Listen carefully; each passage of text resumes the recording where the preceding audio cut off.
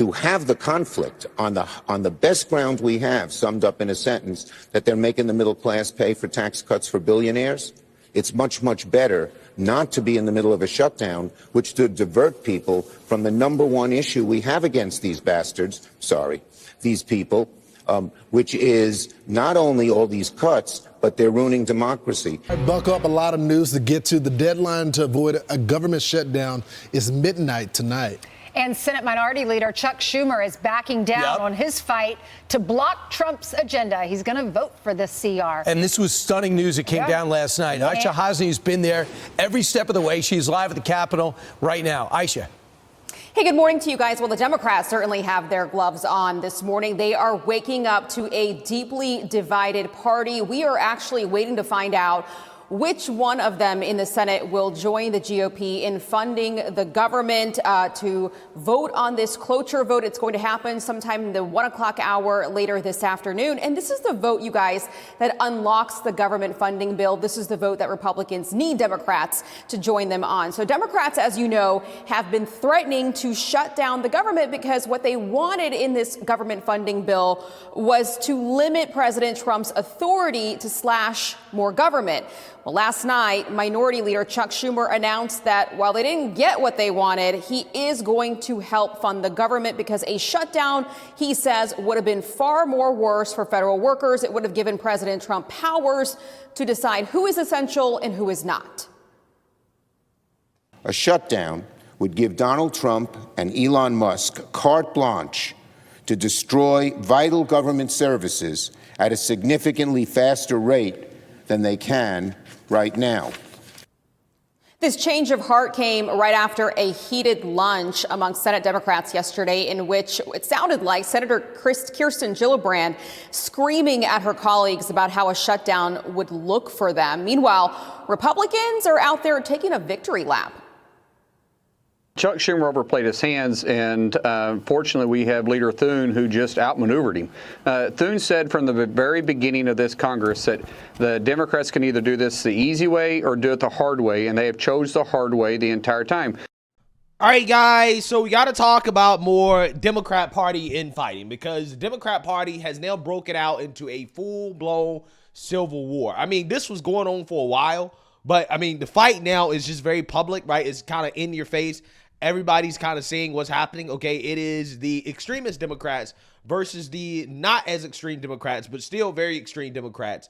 As you have AOC versus Chuck Schumer, right? The AOC wing of the Democrat Party, the ultra progressive left wing of the Democrat Party versus the establishment. Okay, and that is Chuck Schumer and others who decided that, you know what, it's probably not a good idea to not vote for keeping the government open, right? Because at this point, it would make us look bad, right? We would have to take responsibility for the shutdown due to the fact that Republicans literally cannot keep the government open without Democrats, okay? And the original plan didn't work, okay? The original plan was to have Republicans not be able to agree on keeping the government open and then try to blame Republicans for a shutdown happening due to House Republicans not being able to agree. However, because Republicans were able to agree, it seems as if Democrats got caught with their pants down, right? They got caught not being prepared for what would happen if the bill gets to the Senate, in which Chuck Schumer came out and claimed that the Democrats are not going to vote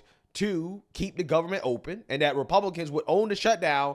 Just 24 hours later, he comes out and says, well, I'm going to vote to keep the government open because he doesn't have the cojones to do what he was telling his constituents and the American people that he was going to do. And now liberals, never Trumpers, progressives, Democrats, they're all upset with Chuck Schumer. They're basically calling for the guy to resign. This is the CR is the most toxic piece of shit I could possibly imagine. And Chuck Schumer just went, nah, too hard. We're not going to fight it. They might blame us. Guess what? Let them blame you. Get in the fight. Show people you give a shit. Show people there's some line you won't cross. Show people you've got a spine and guts and heart and some blood in your veins. Jesus Christ, Chuck. Do you want you Mitch McConnell, if he was in your shoes, would be Donald Trump every minute of the day. Mitch McConnell would have Mike Johnson rolled over on the floor, tied up in knots every day. If you can't do it, if you're the General McClellan of the U.S. Senate, quit and let someone who's got some balls take the job. This CR is going to absolutely f your people. You're going to dishearten every Democrat in the country. You're going to hurt your chances in 2026. And when you sit there and go, oh, well, there's nothing we can do. Yes, there is something you can do. You can tell the story every day. You can go out every day and tell people the harm that is being done by Donald Trump and Elon Musk and Mike Johnson and John Thune and every other goddamn Republican who's leading this charge to burn this country to the ground. Am I mad? Yes, I'm mad. Is anger justified? Yes, it's justified.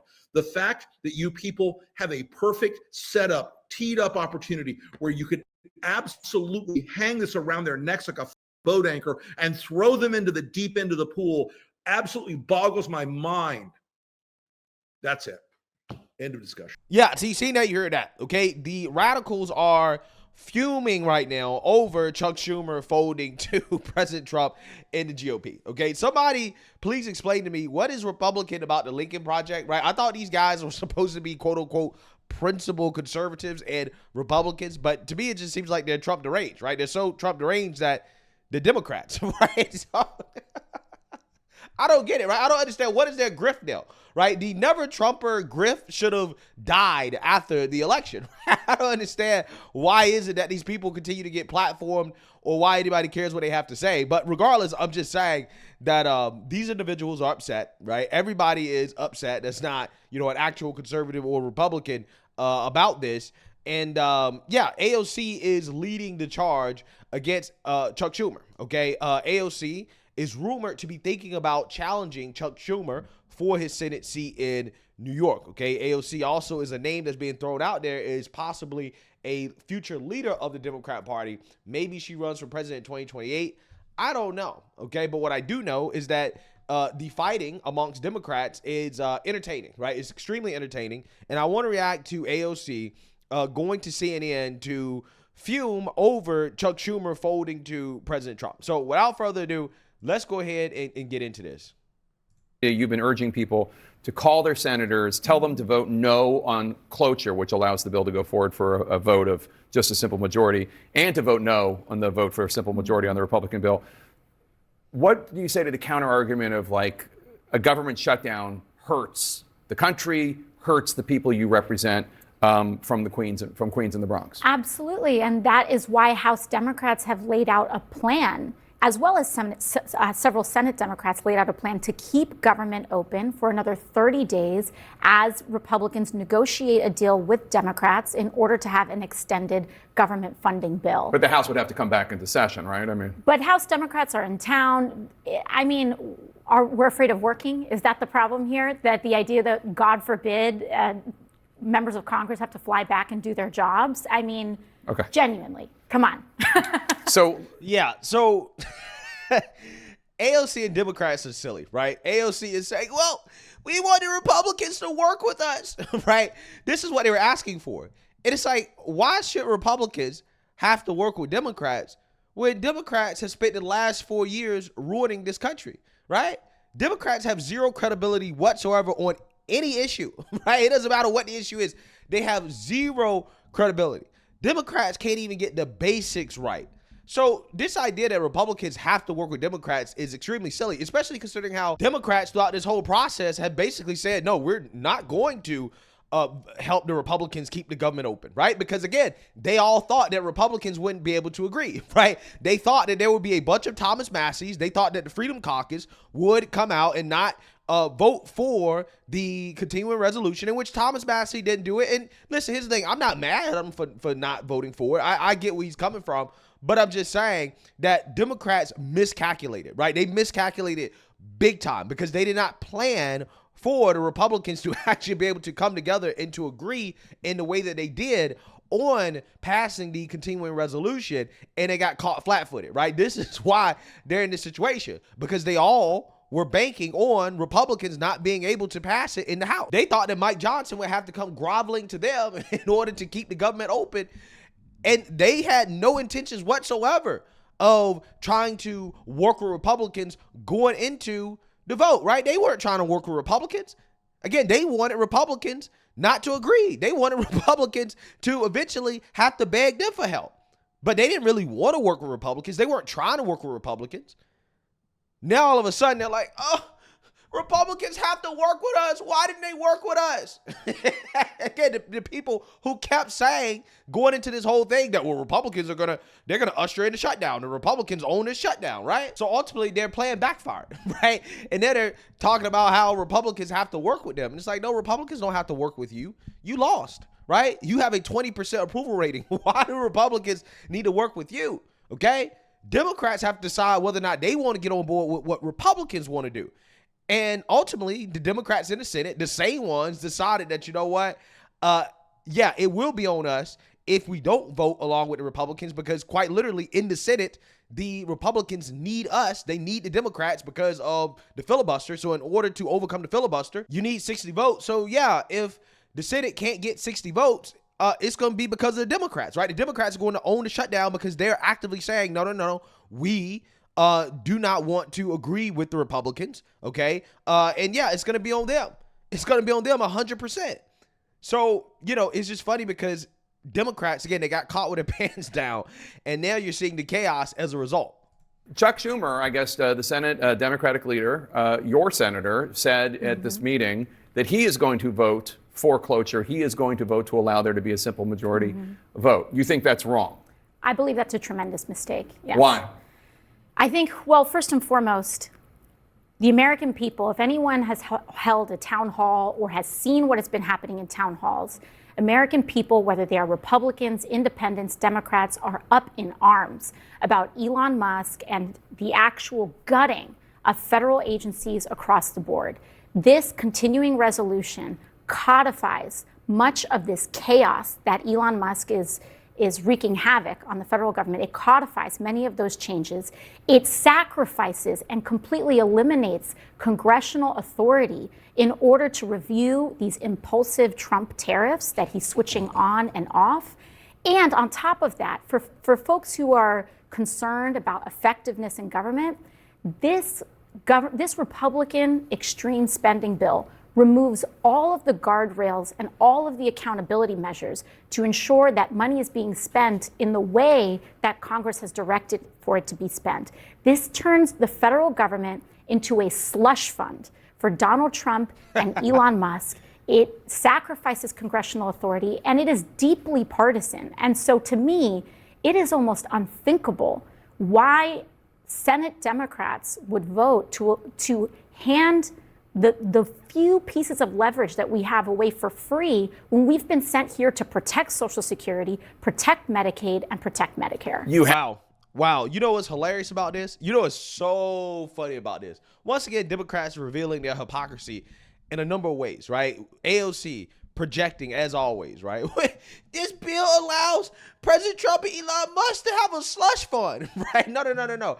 Actually, what AOC is concerned about is that the bill does not give Democrats the power to stop President Trump from implementing tariffs, okay? They're not taking away power from the executive. Also, they're upset that the bill does not empower Democrats to stop President Trump and Elon Musk from getting rid of the slush fund that Democrats are working so hard to protect, right? That is what's actually going on here. But what I find to be so fascinating about this, especially from a progressive like AOC, is that essentially what she's advocating for is for Democrats not to break the filibuster, right? She is essentially supporting the filibuster, which is something that she called to abolish back when Democrats were in power. Now, all of a sudden, she supports the filibuster. Obviously, a lot of this depends on the Senate Democrats holding together.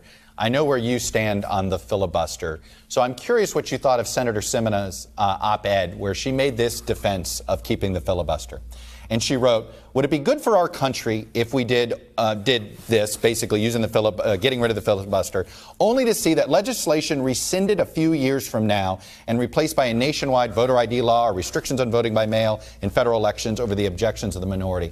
Look, the argument she's making is, let's say you get rid of the filibuster, you get all of this progressive change that you would like to see, and then all of a sudden the roles are reversed and everything gets rolled back.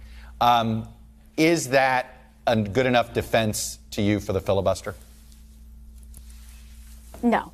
I mean, it's essentially an argument of saying, well, why do anything at all in case something in the future may change it?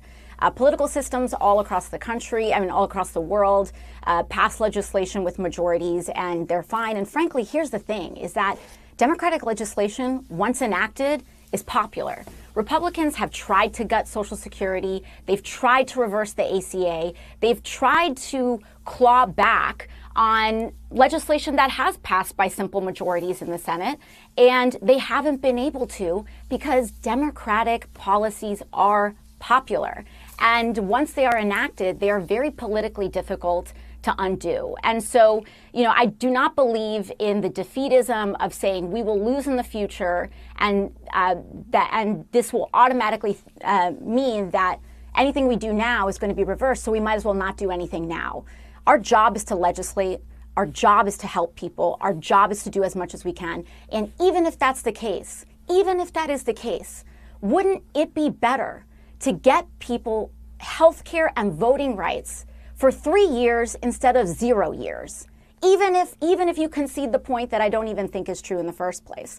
And so beyond that, then the argument is, okay, why 60 votes? Right. Why not stop at 70 votes? Why not need 80 votes to pass any legislation? Why defend a 60-vote filibuster when the Senate already amplifies minority power so that the 50 Democratic senators already represent millions and millions and millions more Americans than 50 Republican senators?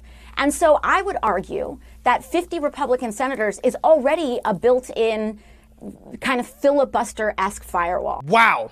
Wow. There you have it, folks. Democrats have zero principles whatsoever, okay? Their opinions change depending on whatever works for them in the moment, right? Again, because when it comes to this filibuster, AOC has now become its biggest defender.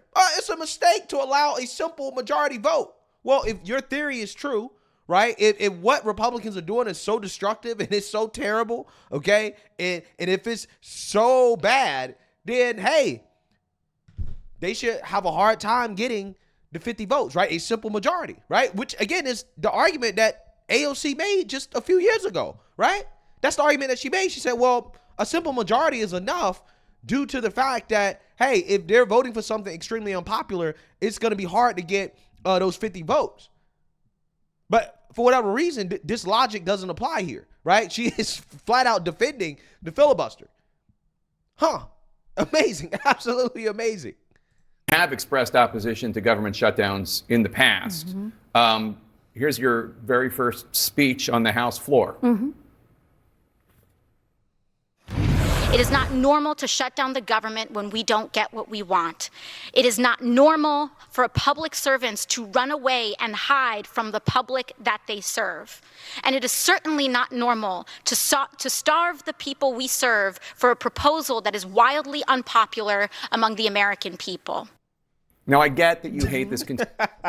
I love the fact that CNN is basically showing AOC her hypocrisy to her face, okay? But Jake Tapper also should have asked her about the filibuster as well, too, okay? Because Democrats look real silly right now, and one of the main reasons why they look so silly is because they're exposing themselves as the biggest hypocrites on the planet, right? I mean, it's fascinating stuff, to be honest with you.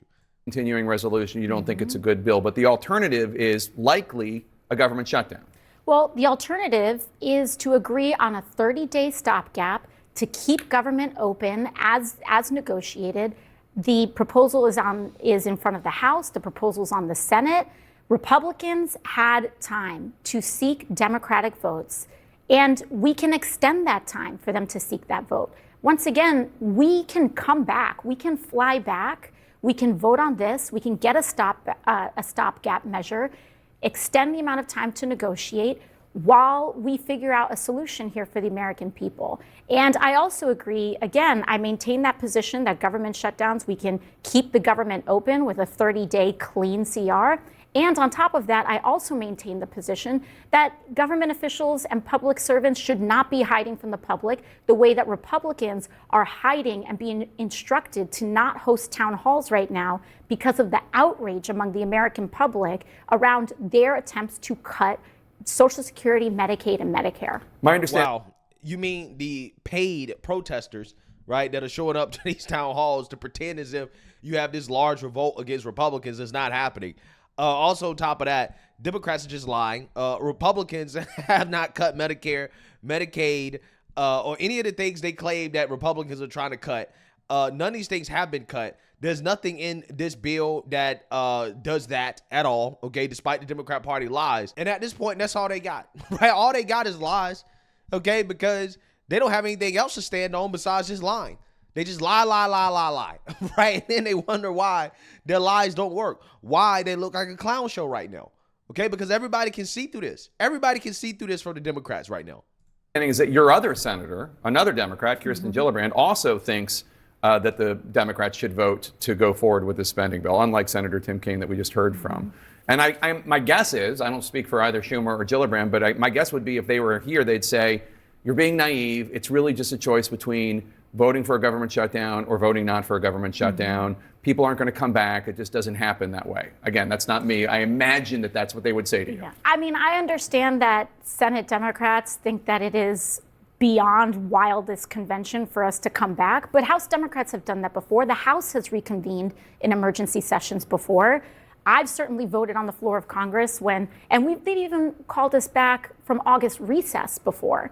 This idea that it is beyond the scope of imagination for us to come back from vacation is just not an acceptable answer for the American public. I want to play something that President Trump said earlier today. Take a listen. If it's shut down, it's only going to be, if there's a shutdown, it's only because of the Democrats, and they would really be taking away a lot from our country and from the people of our country. Your colleagues, House Republicans, are already using the term Schumer shutdown, which has that nice alliterative style.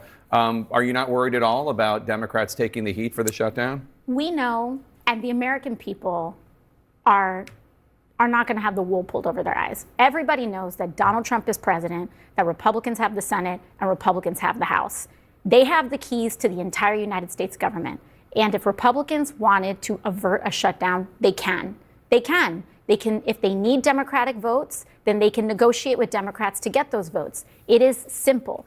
They have two options, to pass it with their votes or to pass it with Democratic votes. And we also see the data. Again, this is hilarious because Republicans did that in the House without Democrats.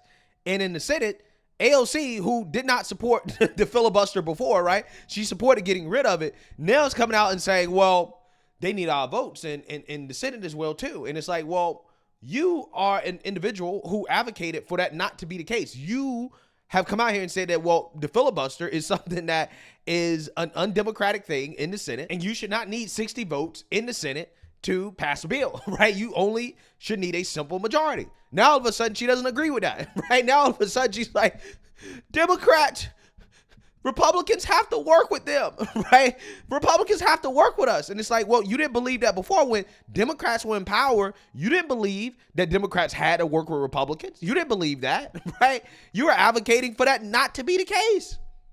Again, this is fascinating stuff. Fascinating. As I've said before, and I'll say it again, there's no subject, there's no issue that Democrats agree with today that you won't find them taking the opposite position just a few years ago, right? Nothing. It doesn't matter what the subject is. And that's the crazy part about the downfall of the Democrat Party. They can't find themselves, right, in regards to who they should be. But if they just look at who they were just 15 years ago, they have a blueprint for what the party should be. Because the Democrats weren't unreasonable just 15 years ago, but because they progressed themselves off of a cliff, this is where they're at right now. Because they're Trump deranged, they're taking positions that just make no sense whatsoever at all. That's what they're doing. They're embarrassing themselves, and it's just getting worse and worse and worse.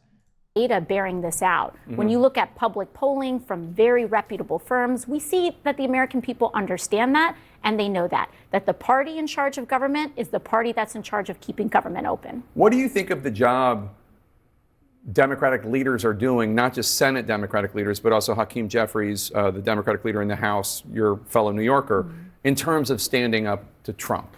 Well, when we look at this vote around this government funding bill that we saw this week, Leader Hakeem Jeffries was able to keep the entire House Democratic caucus united and together. Except for Jared Golden. Right. Except for Every one. single House Democrat, including every single House Democrat who won a Trump district, except for one out of over 200, voted against this deeply partisan, extreme Republican spending bill.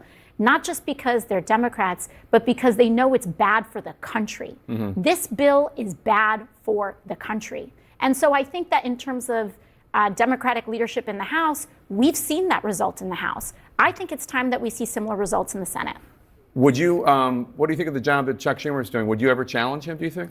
I think that what we need right now is a united Senate Democratic caucus that can stand up for this country and not vote for cloture and not vote for this bill. And I think that the strength that we have is in this moment. Reconciliation and all of these, Republicans do not need Democratic votes for that. They need it for this. And so the strength of our leadership in this moment is going to demonstrate the strength of our caucus. And I cannot urge enough how bad of an idea it is to empower and enable Donald Trump and Elon Musk in this moment. It is dangerous and it is reckless. Well, you just talked about the strength of your leadership. Chuck Schumer just said that he's going to vote for cloture. Not only the Democrats can do it, but he's going to participate in it. Does that mean that you think he's a weak Senate leader? I think that that would be a mistake. But we have time between now and tomorrow, and I hope that individuals that are considering that reconsider it. I genuinely do. I don't think it's what New Yorkers want. I don't think it's what the country wants. This is genuinely not about Democrats or Republicans. This is about deep cuts to Social Security, Medicare, Medicaid. This is about the evisceration of the federal government. This is about codifying the looting that is happening at the behest of Elon Musk in order to pay for his tax breaks for billionaires. And we have a responsibility to stand up for it. That is why people elected us, and that is our responsibility to them right now. Oh, man, the same old lies, the same old talking points that's just not working, right? Tax cuts for billionaires. They're cutting Medicaid, Medicare, Social Security, right? Meanwhile, again, a vast majority of these things are not happening.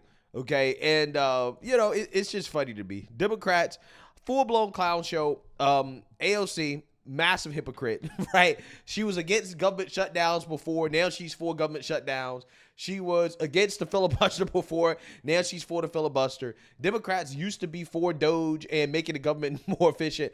Now they're not. Again, these people, they don't know who they are, right? They have no clue who they are whatsoever. They have a dysphoria, okay?